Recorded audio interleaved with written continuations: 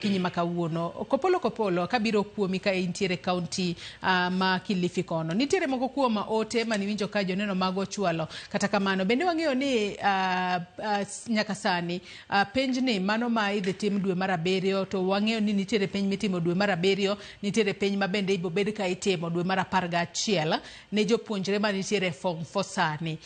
Duol matayo penje pacho ka KNEC winjo bed ni set penj makamagi e yo machalo nade. Jomoko bende oyua kanyo ni setbooks gibo bedo ka gitiyo gi mage nyanyate ne jogo makoro timo penja dwe mar 7 higani. K'Opollo. Erokamano.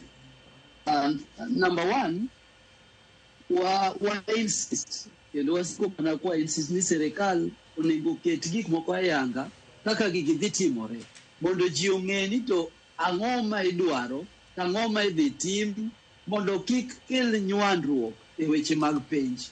And ng'ato ka ng'ato winjo ka ng'ato ka ng'ato mane Kenya ywak ni penj ni education mar Kenya chalo ka gimo bedo diluted to an extent makoro like education is not important. Number one, ng'ato penj about setbooks. En gima dieri setbooks lokore every 2 years. Sometimes a setbook man watimo sani koro timo se logi ng'wen. Nitiere jok mano somo setbooks manyachon. Nitiere jok ma somo setbooks masani mondi gi English manyalo winjo manyasani. Moko nitie kaka Shakespeare's ginendiko language gi ni bit complex. Ni compare gi sani kaka isomo sani, iro kama sani opogore. Koro nyathi manyocha timo penj last year en kodhi nyuoyo penj to it is easier mondo mi otim setbooks mane otimo last year ka nikech gine ma pod gintiere. Lakini ng'at mane otimo penj 3-4 years ago kata ng'at mane okochopo form 4 pok nosomo setbooks, odwaro ni mondo nyaka chak puonje setbooks nikech setbooks opogore gi kaka ipuonjo other subjects. Nitiere a lot about these setbooks, the literature part of it, the facility part of it. You know, there are a lot of issues. Ma kama wabele ni kaka ja penjo re, kaka wan bende podwa penjo serikal. Makata penjo ni kama wawo kapodwa di chako engage JONEC. Mondo wangere kaka gidhi timo penj machalo kaka mag setbooks. Kotamore. To nitiere situation ma is a special situation. Okochuno ni nyaka giset paper 1, paper 3. KNEC nyalo kata mana paper 1 gi paper 2. Ka en page man gi paper 1, 2, 3. Ka en page man gi paper 1, KNEC paper 1 and 2. KNEC nyalo mana set paper 1.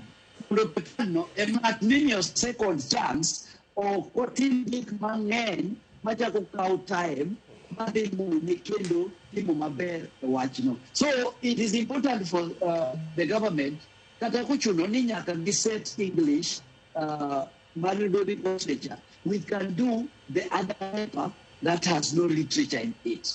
We can do paper 1, paper 2. We can do the other ones the same way Kiswahili. But Podoko na yang this set books and I'm full. This serikali biro communicate ne jogo madhi timo penj kaka gidhi said mondo ng'ato ka ng'ato obed prepared mondo gino obed a flat rate. Number 2, adwar wacho gimoro ma engineer Lazaro owacho ka. Adieri mar wach en ni ji paro ni gik ma wapuonjore Kenya man watimo e for assembly ne ok gik maber. Ni jo Kenya wanosomo gik moko nono to jo China to timo gik maber nikech gik ma waneno e TV samoro gik ma waneno e social media. So samoro ka ji China endo ka moko ng'eno sime moko timo to onge ng'at manyalo confirm ni gino ne nie class bani nikech kata e Kenya ka wan gi skunde machako puonjo nyithindo computer at the lower level, pre-units. These private schools nitiere mosechako puonjo nyithindo. Wan gi skunde ma offer international system curriculum machako puonjo nyithindo gi these things at the basic level.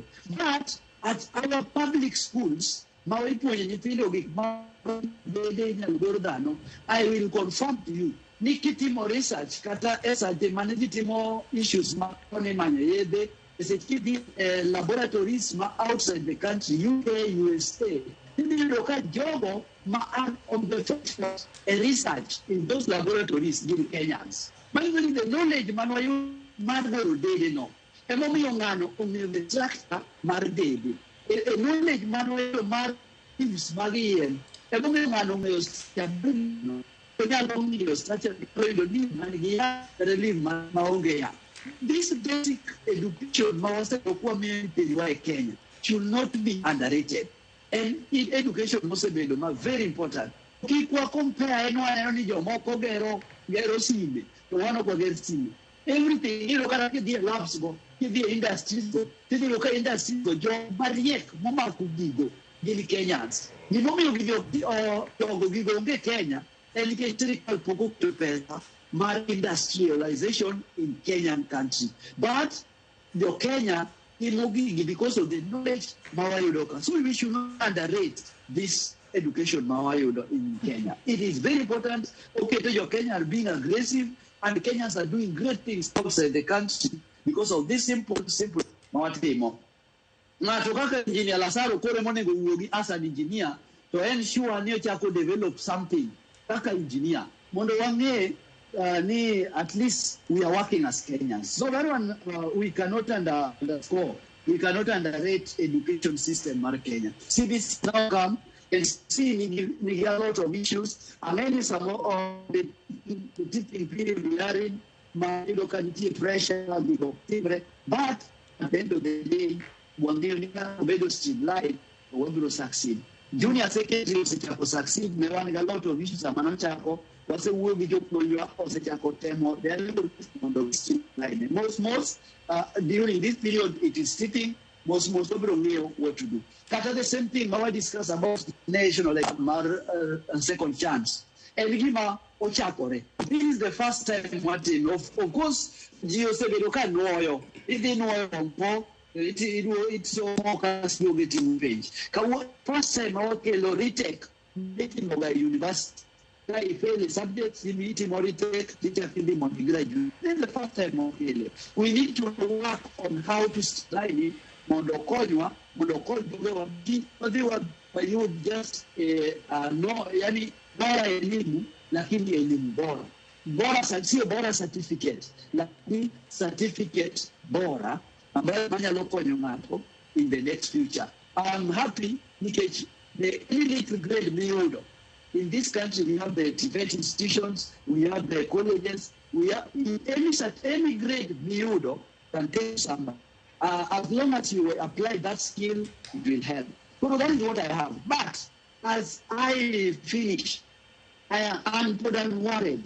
This is Kandwa. I am very worried as a representative of teachers. Oh, come on, this is Kandwa. Kenyanaka report they face Marcel Kandi one-on-one, not one. Now, for me, education is the most important thing for the country, not roads, because we have been having imperfect roads, but we still have to invest in education.